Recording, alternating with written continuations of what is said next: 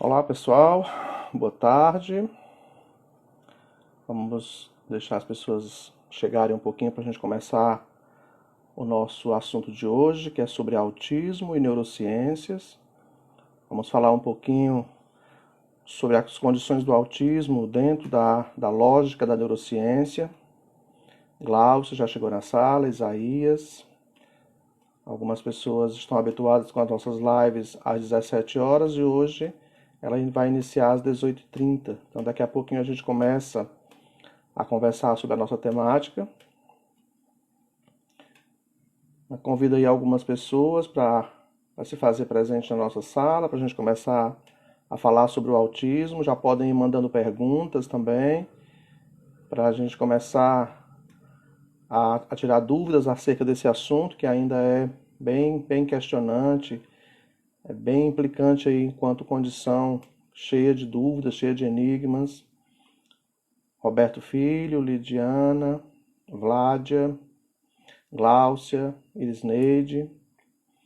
Nossa pauta de hoje é neurociências e autismo, trazendo o autismo para debate a partir do entendimento que a gente tem enquanto condição diagnóstica, que acontece aí enquanto explicação, né, ou tentativa de explicação sob a luz da neurociência. Lembrando sempre que o autismo, nesse contexto de estudo que a gente tem feito diariamente, ele tem se mostrado cada vez mais como uma condição diagnóstica descritiva e quase nunca explicativa, porque a gente não consegue, mesmo com a melhor das explicações, convencer sobre todas as condições que trazem aí o chamado espectro do autismo hoje. Ao longo dos últimos 214 anos, mais ou menos, que é o tempo que a gente tem de relatos acerca do autismo, o autismo já passou aí por diversas nomenclaturas, já passou por diversos equívocos, daí a gente tem muitos mitos acerca do autismo, muitas confusões dentro dessas explicações para entendermos o autismo. Então, o autismo ele surgiu em 1906, ainda nos estudos da psiquiatria, quando Plowler, um psiquiatra, ao fazer observações de pacientes com comportamentos de isolamento social, com dificuldades na comunicação, na interação, com dificuldades na organização coerente das ideias e com uma dificuldade, especialmente nesse contexto relacional, pela primeira vez ele criou o adjetivo autista. Na época era um adjetivo porque não se sabia como explicar aquele comportamento, não tinha nas pesquisas da época nada relativo a isso. Então, em 1906, o autismo ele surgiu como um adjetivo para classificar um comportamento de pacientes com quadros demenciais que a gente conhece hoje com um novo nome, né, como psicose, que é a esquizofrenia. E por conta dessa descoberta inicial, por muitos anos, as pessoas confundiram o autismo com transtornos associados a condições psiquiátricas. E aí tratou-se muitas vezes do autismo como uma psicose infantil, como um tipo de esquizofrenia, e esse equívoco durou muitos anos, até a década de 80 mais ou menos, ainda se tinha confusões acerca disso. Então, posterior a esse momento inicial, os estudos em cima dessa condição diagnóstica, que só passou a ser considerado um diagnóstico alguns anos depois, ele foi cada vez mais ganhando uma melhor classificação para se tornar, de fato, o que a gente chama de entidade nosográfica, que é um quadro, uma condição médica, um quadro diagnóstico com possíveis causas, com sintomas, né? Quando se tem aí um grupo de situações que caracteriza melhor uma condição diagnóstica. Então, inicialmente, o autismo foi chamado de reação da esquizofrenia, sintoma da esquizofrenia, esquizofrenia tipo infantil. Depois passou a se tornar uma psicopatia autística do contato afetivo, um transtorno autístico, depois um transtorno global do desenvolvimento, e aí teve as suas subdivisões, né, que era autismo clássico, autismo atípico, síndrome de Rett, síndrome de Asperger, transtorno desintegrativo da infância, transtorno hipercinético com deficiência intelectual e estereotipias, outros transtornos globais do desenvolvimento e transtornos globais do desenvolvimento sem outra especificação. Então, nós tínhamos lá no último documento, no penúltimo documento da Associação Americana de Psiquiatria, no CID-10, o autismo como um transtorno invasivo do desenvolvimento. E quando ele vai para o CID-10, né, o DSM-4 ele traz como invasivo e no CID-10 ele vem como um transtorno global do desenvolvimento. Em 2013, essa nomenclatura modifica-se e o autismo é configurado a partir do DSM-5, né, que foi um documento criado entre 2013 e 2014 pela Associação Americana de Psiquiatria, a APA, que é quem elabora esse manual estatístico dos transtornos mentais, né, que é o DSM, que já está na sua quinta edição. Então, desde 1952 até hoje, nós temos 5 edições desse documento e nesse último o autismo vem como um transtorno do neurodesenvolvimento, chamado agora de transtorno do espectro do autismo. Nesse contexto que eu acabei de citar, né, das subdivisões que o DSM-4 e CID-10 trazia, no DSM-5 e CID-11, o autismo ele aparece apenas com uma única nomenclatura, que é transtorno do espectro do autismo, que vem a partir dos prejuízos, né, que o DSM-5 traz como leve, moderado e severo, e o CID-11 traz como a presença ou não de deficiência intelectual, a ausência ou leve prejuízo na linguagem funcional, o prejuízo na linguagem funcional e a ausência de linguagem funcional. Então, síndrome de Rett e transtorno desintegrativo da infância saem dos subtipos que eram considerados autistas e agora tornam-se diagnósticos independentes com comorbidades no autismo. Então, o que prevalece nesses quadros diagnósticos não é o autismo, é uma outra característica que difere dos demais casos de autismo. Eu pedi que algumas pessoas me enviassem perguntas dentro da temática neurociência e autismo, e aí eu recebi algumas perguntas, a gente vai trabalhar em cima dessas perguntas, mas vocês também que estão na sala podem enviar algumas dúvidas acerca dessa condição para a gente também conversar sobre isso. E aí o que a gente entende hoje, depois de todo esse percurso histórico do autismo, de 1906 até hoje, o que é autismo? Autismo vem do grego aut, que significa si mesmo, fechar-se em si mesmo, voltar-se para si mesmo, ensimesmamento. Por isso que a gente, quando fala do autismo, já entende logo que é uma pessoa muito isolada das relações sociais, muito fechada em si mesmo, com dificuldade de interação. Mas o autismo é uma condição diagnóstica que se classifica a partir de 2 elementos importantes. Prejuízo na comunicação social, que a gente vai entender como dificuldade na fala, na comunicação e na interação social. Esses 3 elementos são chamados de comunicação social. E a presença de atividades ou de interesses que são restritos, repetitivos e estereotipados. Então, essas 2 situações são chamadas hoje díade do autismo, para a gente entender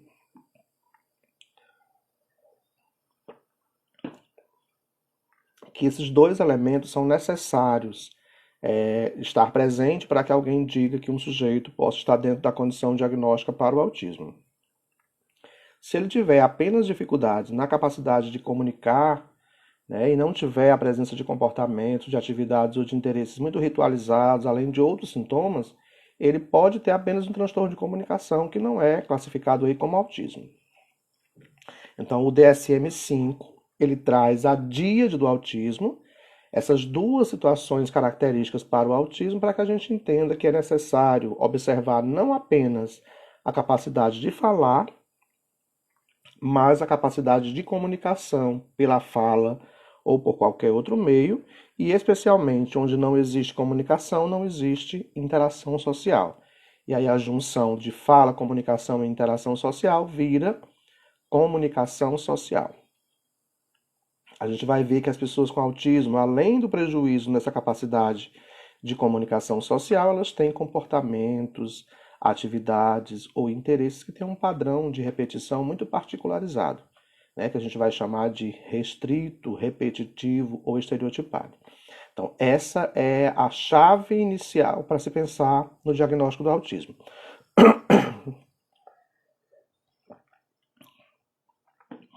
Quem faz essa observação diagnóstica? E como se dá esse diagnóstico? Bom, o diagnóstico do autismo, ele é clínico observacional. Isso quer dizer que é preciso se observar como a criança se desenvolve, como ela está se apresentando nessas duas situações, além de outras que podem estar associadas, para se pensar na possibilidade para o autismo, tá? Ah, mas o médico pediu um exame X e um exame Y. Ele não pediu os exames para achar autismo. Ele pediu os exames para descartar outras condições diagnósticas. O áudio está baixo? Acho que é porque eu estou longe do celular. Então, o médico pede outros exames não para achar o autismo, mas para descartar a perda auditiva, para descartar outra condição neurológica que são perceptíveis pelo exame, né, pelo eletro. Se não apareceu nada disso, ele vai conversar com a mãe a partir de um questionário, identificando o desenvolvimento da criança, as dificuldades de comunicação, a forma de interação social. Ele vai observar o padrão alimentar, como é que essa criança se organiza enquanto relacionamento com crianças de idade semelhante a ela, até fechar esse diagnóstico. Quem faz isso é o neuropediatra ou o psiquiatra infantil. E é importante que nesse contexto do diagnóstico tenha presente nesse momento, ou com relatórios associados para isso, avaliações de outras áreas, como fonoaudiologia, terapia ocupacional, psicologia. O próprio relato da escola é importante. Então, quanto mais informações tiver para o neuropediatra nesse momento de investigação diagnóstica, mais eficaz, né, mais eficiente e preciso será o diagnóstico do autismo. A Lorena está dizendo que o filho dela passou pelo eletro e pelo bera. Pronto, o eletro ele é solicitado para se descartar qualquer outra condição diagnóstica. Não tá tudo normal, tá tudo ok. Se pede o bera. O bera é um exame audiométrico onde a criança não precisa participar diretamente desse momento do exame, só para se observar por parte do fonoaudiólogo se a criança tem ou não alguma perda auditiva. Não tem perda auditiva, ok. Mas por que pede o bera?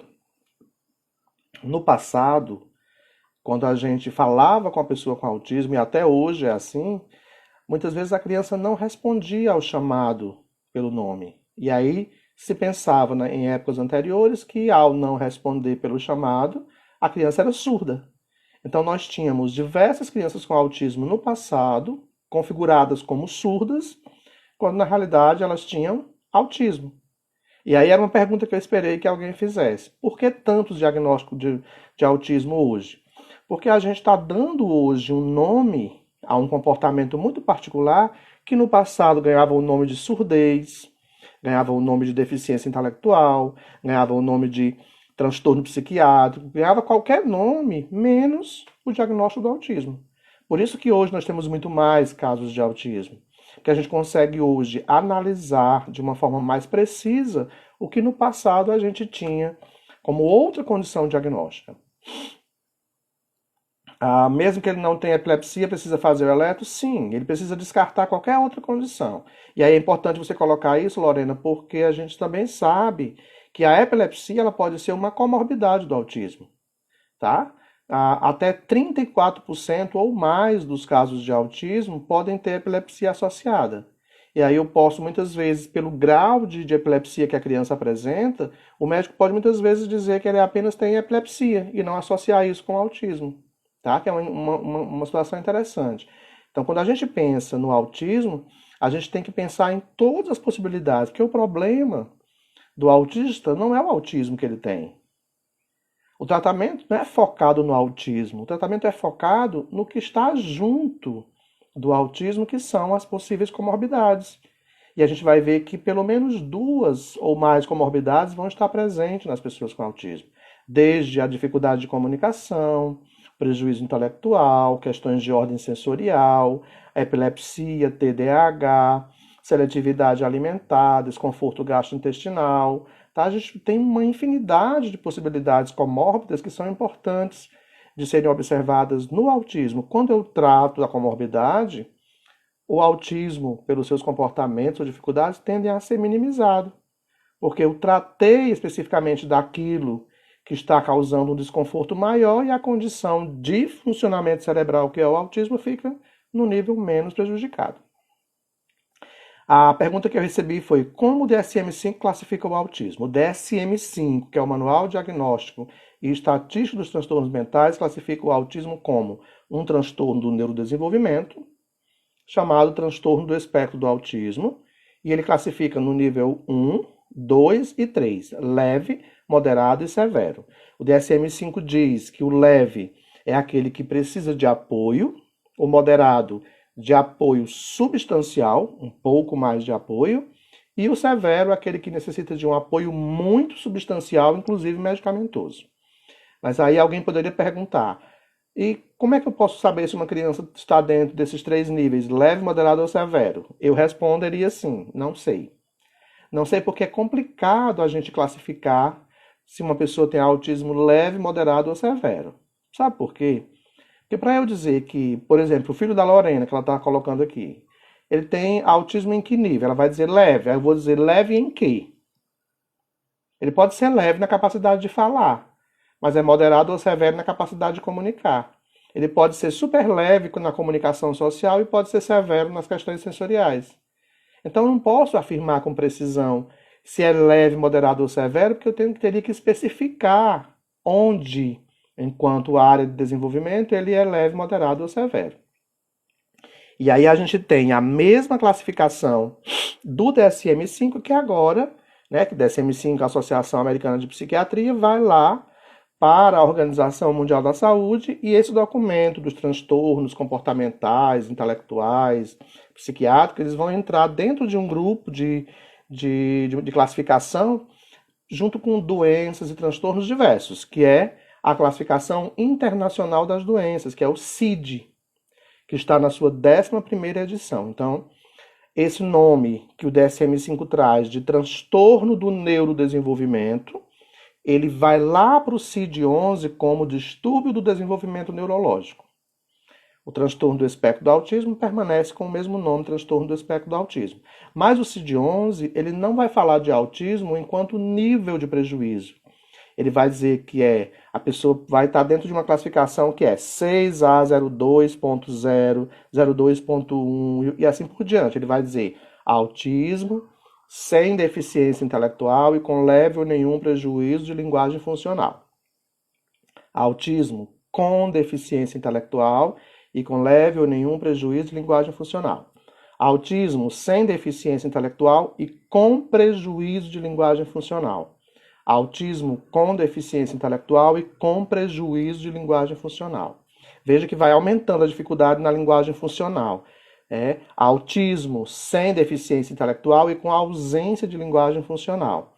Autismo com deficiência intelectual e com ausência de linguagem funcional. Ou seja, no DSM-5 ele é um transtorno do neurodesenvolvimento. No CID-11 ele é um distúrbio do desenvolvimento neurológico. No DSM-5 ele é transtorno do espectro do autismo. No CID-11 ele é transtorno do espectro do autismo. No DSM-5 ele tem níveis de prejuízo, leve, moderado ou severo. No CID-11 ele tem a classificação pela presença ou não da deficiência intelectual e pela dificuldade menor ou maior na capacidade de linguagem funcional, tá? É importante observar essas duas situações para a gente entender que são os mesmos nomes com configurações diferentes, mas a classificação é sempre a mesma. Então, nos próximos diagnósticos, a partir do próximo ano, possivelmente, a Mari Araújo colocou aqui, CID F84.0. Pronto, essa referência ela é do CID-10. A gente ainda utiliza porque o CID-11 oficialmente não entrou ainda, né? Não está passando a ser usado oficialmente. Quando passar a ser usado oficialmente, esse F84.0 transformará-se em 6A02. Alguma coisa, ok? Pronto. Outra pergunta foi: o que significa linguagem funcional ou comunicação funcional, ou comunicação social? Bom, é a mesma coisa. O DSM-5 ele chama comunicação social, que é falar, comunicar e interagir.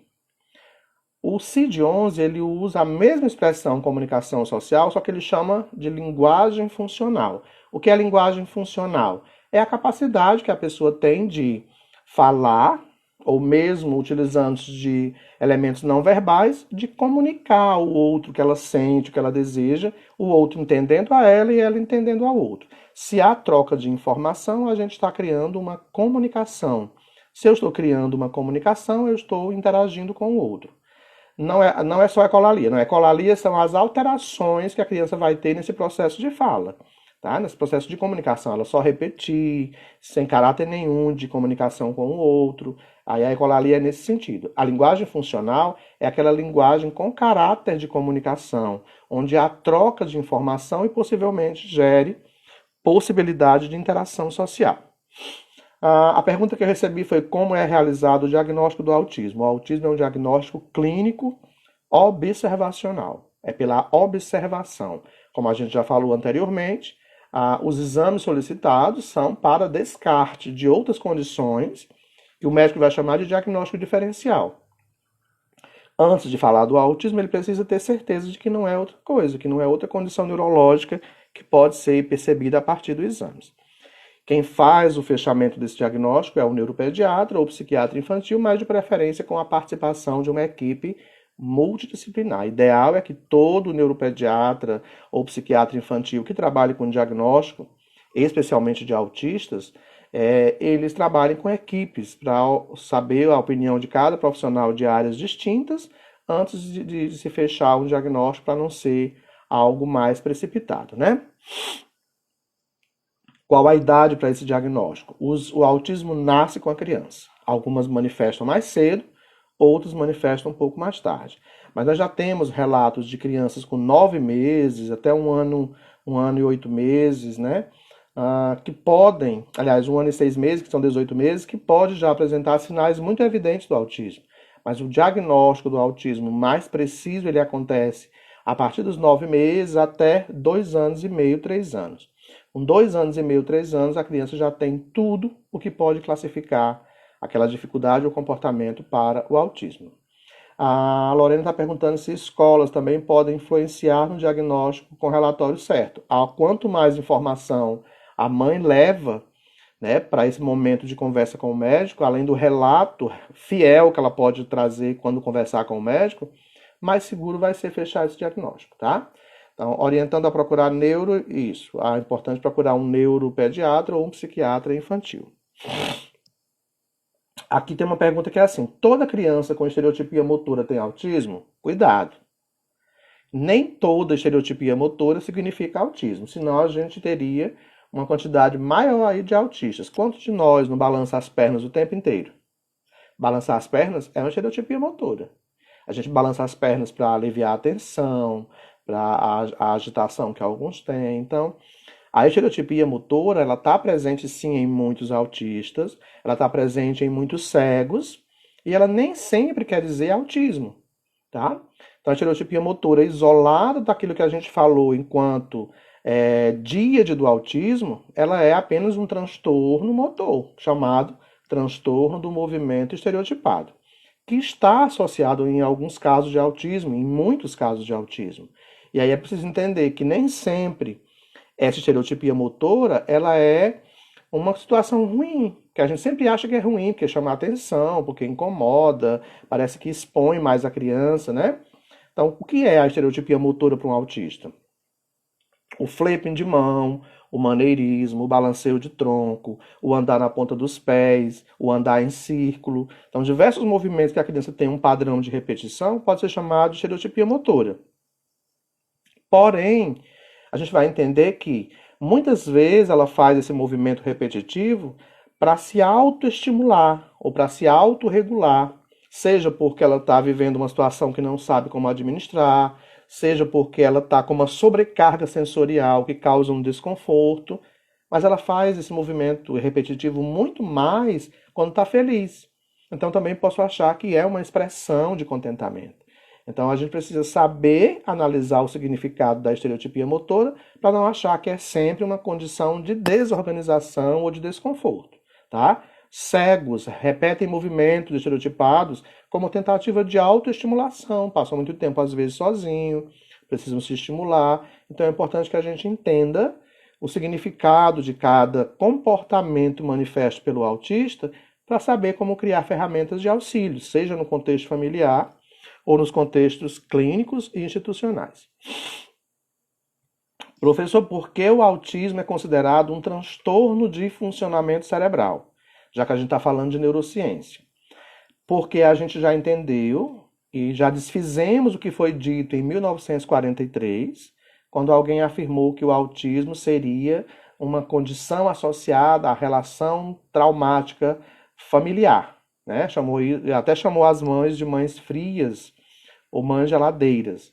E aí isso já foi desfeito. As mães não são culpadas, né, em dar mais ou menos amor aos seus filhos e por isso eles têm dificuldade em expressar essa afetividade ou em receber algumas expressões de afeto, né? E aí a gente vai entender que essa dificuldade em receber está ligada a não compreender ou a um desconforto sensorial, especialmente tátil, que pode gerar essa dificuldade com o contato físico, por exemplo. A gente sempre acha que afeto é abraçar, é estar próximo. Então, é um transtorno de funcionamento cerebral, porque a gente já tem diversas áreas cerebrais que podem estar em prejuízo nas trocas de informações entre os neurônios, fazendo com que a criança dê respostas inadequadas aos estímulos que ela recebe. Mas você não disse que não aparece no eletro? Não aparece no eletro. Mas a gente sabe que existem áreas cerebrais muito particulares, como o córtex pré-frontal, neurônios espelhos, amígdala, cerebelo, corpo caloso, que não atuam como deveriam atuar. E aí as respostas que a criança dá, seja linguística, motora ou comportamental, elas vão acontecer também alteradas em função dessas falhas nas trocas de informações entre os neurônios. Por isso que o autismo é considerado um transtorno de funcionamento cerebral. Alguém está perguntando aqui se eu vou oferecer algum curso de AE. Sim, estou acabando de gravar uma série de vídeos de um curso que a gente vai lançar agora, segunda-feira, entre domingo e segunda-feira, que é de estimulação sensorial, desenvolvimento infantil e aprendizagem. A gente vai abordar as questões de ordem sensorial importantes, trazendo orientações e dicas de atividades para a estimulação sensorial. E estou fechando já também um curso de AEE e atividades complementares e suplementares que vai ser ofertado à distância. É um projeto que a gente tem nesse momento de isolamento social, dá mais estímulos, formação à distância. São cursos à distância, com vídeos gravados, onde cada participante recebe os vídeos no grupo de participação, e para cada vídeo tem atividades que você vai fazer dentro do seu tempo, no horário que você puder fazer em casa, e ao final envia e tem a certificação, tá? São cursos bem interessantes, quem tiver depois mais interesse, dá uma olhadinha lá no Instagram que tem o curso de autismo que eu já lancei, está acontecendo, o curso de TDAH que está acontecendo, o de estimulação sensorial que vai ser lançado entre amanhã e segunda-feira, e o de AEE é o próximo da lista, ok? Vamos lá, quem mais perguntou alguma coisa? Por que o autismo faz parte dos transtornos do neurodesenvolvimento? E quais são os transtornos do neurodesenvolvimento? O autismo faz parte dos transtornos do neurodesenvolvimento porque é um diagnóstico que é percebido logo no início do desenvolvimento infantil. Nos primeiros anos de vida já se percebe atrasos, dificuldades, né, nesse desenvolvimento da criança, no neurodesenvolvimento da criança, né, nas formas de funcionamento cerebral, que leva aí como consequência dificuldades no seu desenvolvimento pleno, global. Quais são esses transtornos, professor, que são considerados do neurodesenvolvimento? Vamos lá. Transtorno do espectro do autismo, transtorno do déficit de atenção com hiperatividade, transtornos específicos da aprendizagem, que são dislexia, descalculia, disgrafia e desortografia, transtorno do desenvolvimento intelectual, que a gente conhece como deficiência intelectual, transtornos da comunicação, transtornos motores e outros transtornos não especificados. Então a gente tem aí vários conjuntos de dificuldades que são percebidas logo nos primeiros anos de vida. Muitas vezes só se percebe quando a criança chega na vida escolar, que começam os comparativos, é que fica mais evidente. Mas são transtornos já percebidos muito cedo, por volta de meses ou a partir do primeiro ano de vida. Por isso são considerados do neurodesenvolvimento, entendendo que o desenvolvimento da criança está com dificuldades ou com atrasos ou com alguma a dificuldade mais acentuada em função de um prejuízo no seu perfeito funcionamento neurológico. Por isso que é do neurodesenvolvimento lá descrito lá no DSM-5, entendendo que quando eu for estudar o CID-11, esse transtorno do neurodesenvolvimento eu vou chamar de distúrbio do desenvolvimento neurológico. É a mesma coisa, só muda o documento. Um é no DSM-5, o outro é no CID-11. Professor, mas eu li em algum lugar, a Rosângela, cursos de dislexia ainda a gente não tem ainda em pauta, talvez para o segundo semestre, ok? Professor, eu li em algum lugar que o autismo também é considerado um transtorno sensorial. Verdade. Por que o autismo pode ser chamado também de um transtorno sensorial? Porque nós temos, enquanto vias sensoriais, existe diferença entre neurológico e neurobiológico. O neurológico compromete o neurodesenvolvimento. Neurobiológico, porque já nasce com você. Foi durante a formação embrionária que a criança teve alterações genéticas que deu origem, no caso do autismo, ao autismo, né? Os meus filhos são F84.0 e são agressivos. É normal isso? Não, depende do que a gente entende como agressividade. Porque se é agressividade, eu posso ter uma associação com desconforto sensorial, eu posso ter uma outra condição associada. A gente não pode esquecer que 44% ou mais dos autistas podem ter o TDAH associado. E aí tem uma tolerância pequena, são mais irritáveis. Então eu tenho que ver o que é que provoca essa questão da agressividade. A agressividade não é uma característica do autismo. Mas eu posso, enquanto autista, ficar agressivo em função de não saber administrar algumas questões sensoriais, gastrointestinais. Por isso que é importante fazer essa avaliação mais precisa, ok, Mário? Bom, nós temos, enquanto vias sensoriais, nosso conjunto de sistemas sensoriais que a gente está abordando no curso à distância, né? Visão, audição, olfato, paladar, tato, sentido vestibular, que está ligado ao ouvido, proprioceptivo, que é a nossa consciência corporal, sinestésico, que é a nossa questão de movimentos, né?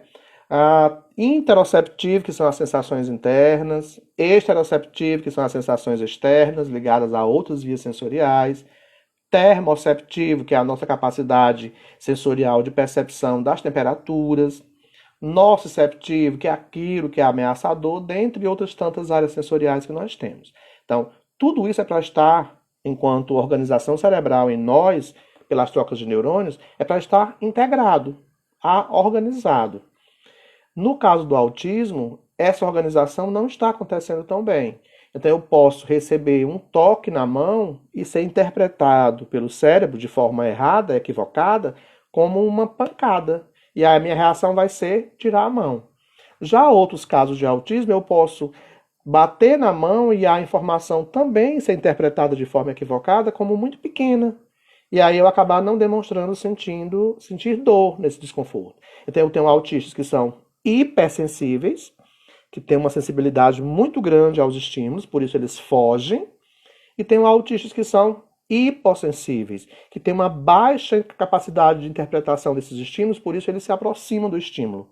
E aí é que entra um trabalho que o terapeuta ocupacional faz a partir de um programa de integração sensorial, que é para a regulação dessas questões sensoriais e a criança, assim, tenha melhores condições de estar bem em qualquer lugar.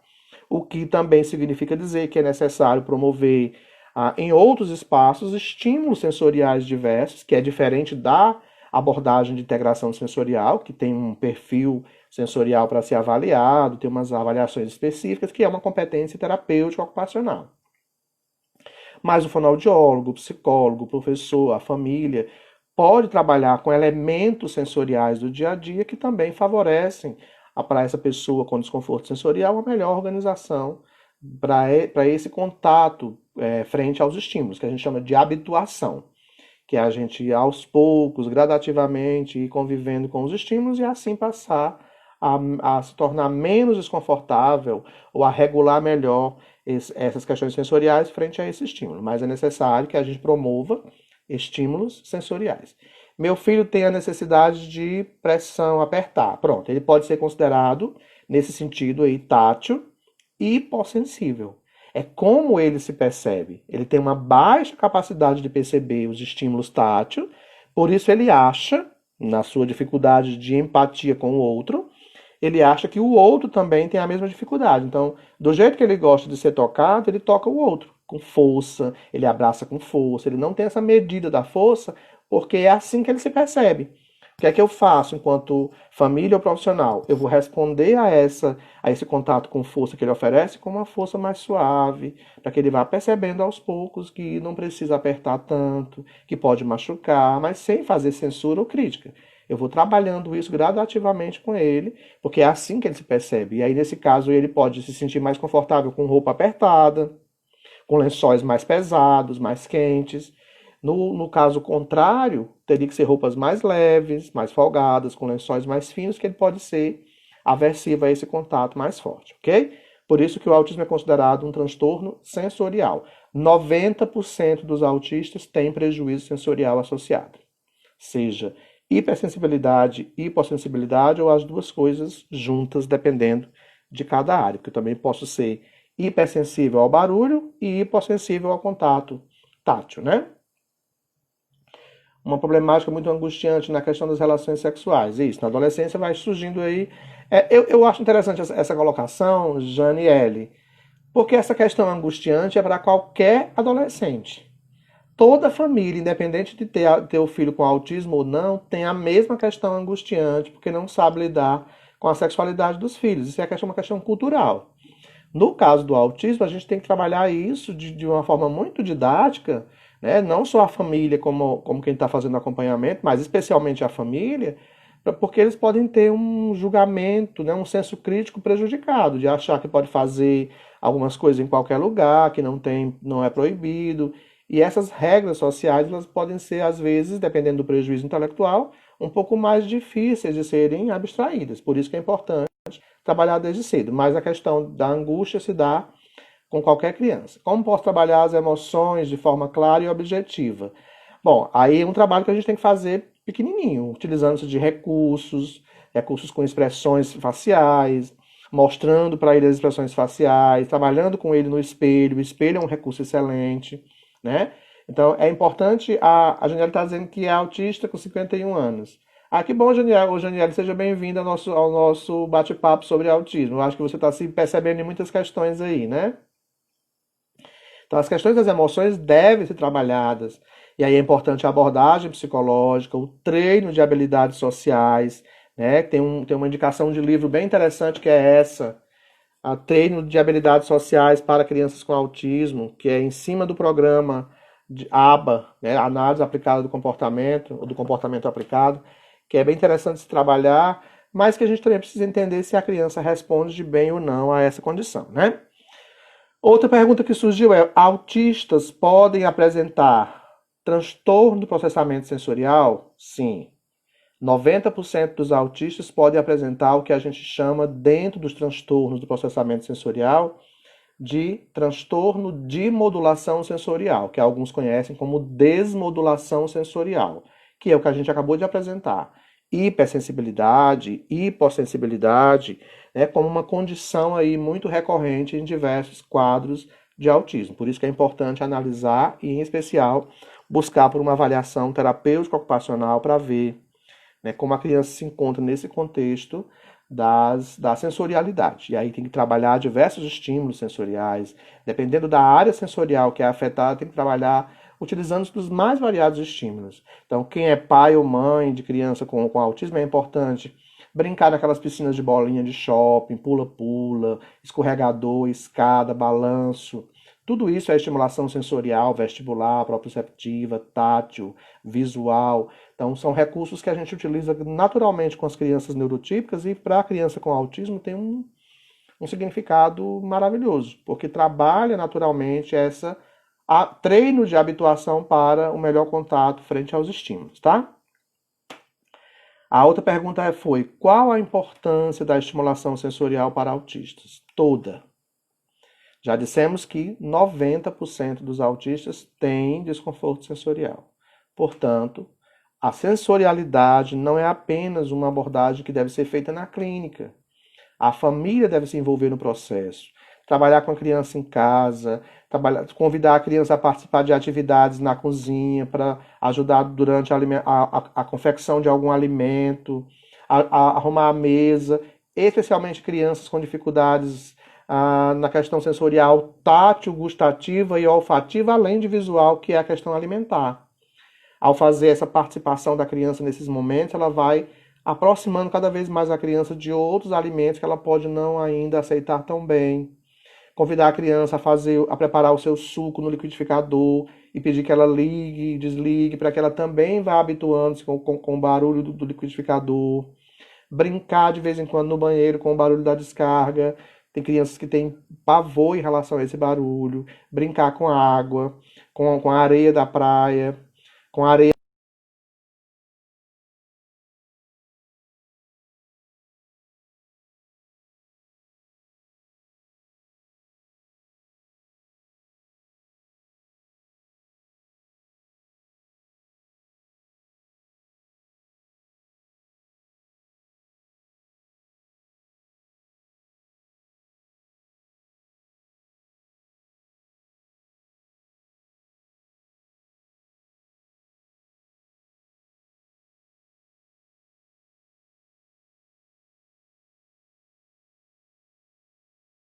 da clínica, do atendimento.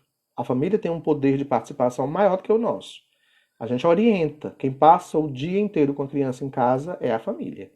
Se o fono, aí eu estou vendo vários fonos na sala, se o fono trabalha a mastigação de algum alimento sólido, né, que a criança pode ser mais seletiva, se ela for hipersensível, ela vai querer alimentos pastosos, alimentos moles. Não vai adiantar a fono trabalhar a mastigação de fruta ou de algum alimento mais sólido, se em casa alguém tritura ou machuca e dá a ela da forma como ela se sente mais confortável. É importante atender às necessidades? Sim, mas é importante também oferecer desafios.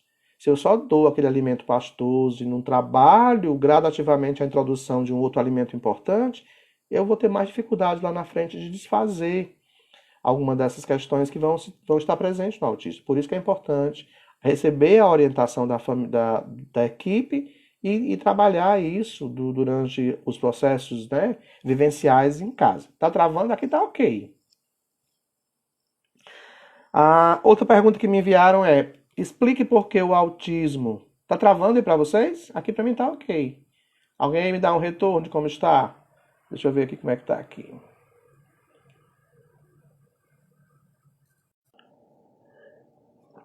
Melhorou, Kátia? Eu mudei de internet, melhorou? Kátia, melhorou? Tá travando ainda? Me dá um retorno aí, alguém. Tá travando ainda? Deixa eu mudar de novo.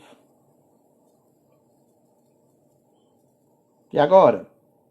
Pronto? Ok. Bom, uma outra pergunta foi: explique por que o autismo pode ser de origem genética.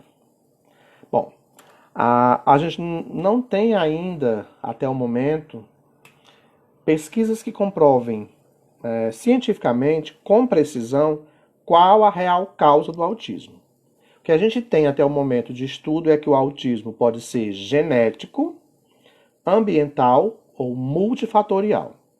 Genético por herança, associado aí a heranças parentais, de geração ou de geração anterior. Genético pela interferência de fatores ambientais durante o processo gestacional, que provoca mutações de genes, né, nesse bebê ainda em formação. Estimando aí que nesse contexto da hereditariedade, o autismo pode ser genético em até 80% dos casos. Essa é uma estimativa aproximada para o entendimento da herança parental. Mas na minha família não tem ninguém com autismo. Ok, mas tem alguém com TDAH, tem alguém com deficiência intelectual, tem alguém com qualquer outro transtorno que aumenta os riscos para o autismo. Eu já falar sobre isso mais à frente. E a interferência ambiental está ligada ao quê? Aquela mãe gestante, especialmente nos primeiros meses da gravidez, que é um período mais vulnerável, pode ter sido exposta à radiação, à poluição, a agentes diversos que a gente desconhece o efeito e que pode, em função disso, ter provocado mutação de genes, inclusive doenças infecciosas durante a gestação. Então, o fato é que autismo é genético, em 80% dos casos associado à herança parental, e o restante associado à multifatorialidade, que são elementos do meio que provocam mutação de genes durante o processo de formação embrionária. Daí surgiu um estudo chamado fenótipo ampliado de autismo. Esse fenótipo ampliado de autismo significa dizer que em toda família de autistas tem pessoas com autismo, com TDAH, com qualquer outra condição, né? Mas aí eu pergunto, qual é a família que não tem? Toda família tem. Então, isso aumenta os riscos. Não quer dizer que seja o causador oficial, mas os riscos ficam muito maiores quando já tem na família pessoas com condições, né, dentro dessas condições que a gente chama de transtornos ou distúrbios associados aí a questões de ordem neurológica, especialmente, de formação, né, neurológica. E se o autismo é neurológico, quais são as áreas cerebrais afetadas? Vamos lá. Córtex pré-frontal, que realiza função executiva, atenção, concentração, capacidade de controlar comportamentos, de guardar informação a curto prazo, que é a memória de trabalho, de planejar, organizar mentalmente e resolver um problema, de mudar de estratégia, de flexibilidade mental.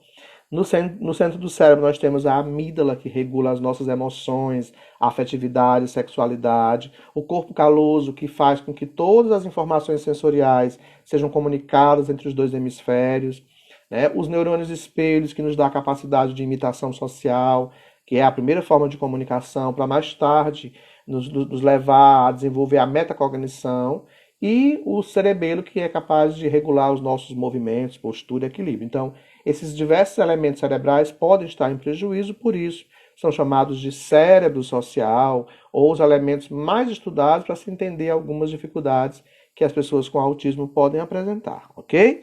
Então, é uma condição que está associada a esse prejuízo neurológico em função dessas áreas prejudicadas. Porque alguns autistas podem ter aderência a um objeto, podem andar com o objeto na mão o tempo inteiro. Isso é chamado de objeto de transição. É uma forma que a criança encontra de substituir a ausência da mãe ou a ausência de alguém que ela gosta muito, né? Isso é inconsciente, para aquele objeto, e aquele objeto se torna para ele uma forma de autocontrole. Ao segurar esse objeto na mão, ele se sente mais seguro, ele se sente protegido. É assim que ele se organiza. Não vai adiantar a gente arrancar da mão. Pelo contrário, a gente tem que chamar a atenção para outras coisas, respeitando esse padrão de aderência a esse objeto, que é uma forma que muitos autistas podem encontrar para melhor se sentir organizados ou protegidos, tá? Então, respeite esse momento aí e não vá tirar da mão dele. Chama a atenção para outra coisa, que ele coloca o objeto do lado e acaba até esquecendo muitas vezes. Todo autista tem hiperfoco? Não. Mas o hiperfoco é muito recorrente em muitos autistas. E o que é que eu devo fazer? Eu devo obrigar ele a deixar de andar com aquele objeto, a deixar de falar daquele assunto, ele só fala do mesmo assunto, é o mesmo assunto o tempo inteiro. O que é que eu devo fazer? Você deve respeitar e fazer com que esse hiperfoco, esse interesse que se repete muito pontualmente, seja o seu primeiro caminho a ser trabalhado com ele. Quando você começa a trabalhar com aquilo que interessa à criança, você ganha essa criança, você conquista a atenção dela, e tudo que você vai propor ao longo das suas intervenções ganha um outro significado. Ah, mas eu trabalho com leitura e escrita, eu não posso deixar ele falar só sobre dinossauro. Coloque leitura e escrita dentro do assunto dinossauro. Você vai colocar tanta coisa dentro desse assunto, que é o hiperfoco, que daqui a pouco ele vai deixar o dinossauro de lado, e vai fazer outras coisas, mas eu não posso também desrespeitar essa forma como ele funciona. Gente, tá bem aí o som e a imagem? Alguém me dá um ok aí, por favor? Som e imagem, tá ok? Por favor, alguém me dá um retorno? Alguém me dá um retorno, por favor? Não tô tendo retorno aqui. Som e imagem, tá ok? Parece que tá travado, porque ninguém dá retorno. Não sei. Hello? Tá ok? Ok, Kátia, obrigado. Bom, Mais uma pergunta que chegou. Estamos quase no finalzinho da nossa live. Hoje se fala muito do autismo como necessidade de intervenção para essa estimulação neurológica de todas as áreas das chamadas equipes multidisciplinares. Não, de todas as áreas não, mas cada autista será analisado dentro das suas necessidades de intervenção e é em cima disso que a gente vai trabalhar. Mas o fato é que, naturalmente, o autista pode precisar, esporadicamente, ir para avaliação médica, ter intervenção fonoaudiológica, terapêutica ocupacional, psicopedagógica, neuropsicopedagógica. Alguns podem demandar maior intervenção psicológica, outros podem precisar mais de abordagem psicomotora. Temos a ecoterapia, a musicoterapia. Então, dependendo da forma como a criança foi avaliada, cada um vai demandar uma abordagem muito pontual. Mas toda essa equipe é bem-vinda. Lembrando que não é necessário que a gente sobrecarregue a criança com excessivos atendimentos, mas que selecione aqueles que são mais emergenciais no momento, para que a criança também não se sobrecarregue, né, com tanto bombardeio de estímulo que, em vez de ajudar, irá fadigá-la.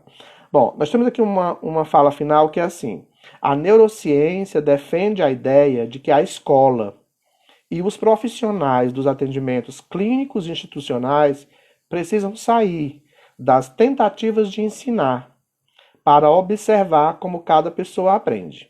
Isso é verdade. A gente tem que identificar o perfil representacional de aprendizagem de cada criança. A gente tem que observar como cada criança melhor aprende, para não ficar insistindo com uma abordagem que não vai funcionar. Ou seja, investindo no perfil representacional. Se a criança é mais ativa, se ela é mais reflexiva, se ela é mais dinâmica, se ela é mais pragmática, como é que ela é? Isso funciona tanto para a escola quanto funciona para o atendimento. E observar qual é o predomínio dela. Ela aprende melhor vendo, ouvindo, vivenciando a situação? No geral, autistas aprendem melhor vendo. Por isso que o PEX utiliza-se de figuras para comunicação, pela troca de figuras, porque a figura tem um poder de retenção maior, né, para a pessoa com autismo. TIT se utiliza de imagens, de sequência de atividades. ABA se utiliza de imagens e objetos. Algumas atividades adaptadas na escola podem transformar a pergunta usando imagens, que é muito mais significativo. Então, quando a gente entender como a pessoa com autismo melhor aprende, a gente vai conseguir caminhar para junto dela, tá? Antes que a nossa live termine, eu queria mostrar aqui algumas dicas de livros. Eu mostrei esse. Ensino de habilidades básicas para pessoas com autismo, que é baseado no ABA. É muito interessante esse livro. Essa coleção de alfabetização do aluno com autismo, da professora Deise Serra, que é muito interessante também. São 3 volumes. E lógico que eu não poderia deixar de fora o meu livro, Autismo Azul e de Todas as Cores, com uma linguagem clara, acessível para qualquer profissional ou familiar que queira melhor entender como a pessoa com autismo funciona, ok? Nossa live está chegando ao fim.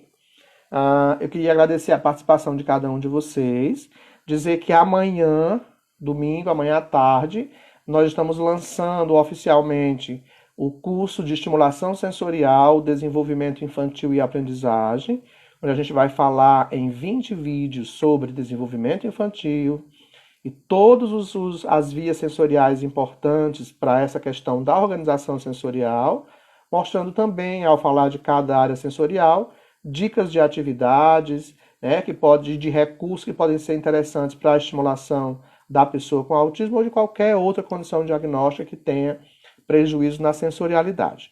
Nós estamos com um curso de TDAH acontecendo, TDAH e estimulação cognitiva. Quem tiver interesse, é só me chamar pelo WhatsApp. E também um curso compreendendo as singularidades do autismo, que também, esses são 25 vídeos, que também a gente fala diversas questões interessantes do autismo. E na próxima semana a gente está lançando o curso de atendimento educacional especializado, atividades complementares e suplementares, que será também à distância, ok? Muito obrigado pela participação de todos vocês. Essa live vai ficar salva no IGTV e também nos canais do YouTube e Facebook, tá? Os cursos qualquer pessoa pode fazer, seja profissional de nível superior ou profissional ainda em formação, mas não tem uma restrição, não. Mas, assim, é um curso mais técnico. É interessante que tenha um pouco mais de leitura, porque pode ser que não compreenda, né, se não tiver uma formação maior, todas as questões trabalhadas nos vídeos, ok? Os livros já estão postados lá no Instagram, dá uma olhadinha lá que estão todos lá, ok? Abraço a todos, eu sou o professor Wilson Cândido e esse foi mais um momento de conversa sobre autismo. Amanhã também tem uma live falando sobre atendimento educacional especializado. Quem tiver interesse, a gente amanhã vai estar aqui conversando também sobre esse assunto. Abraço a todos e obrigado pela atenção. Beijos, boa noite.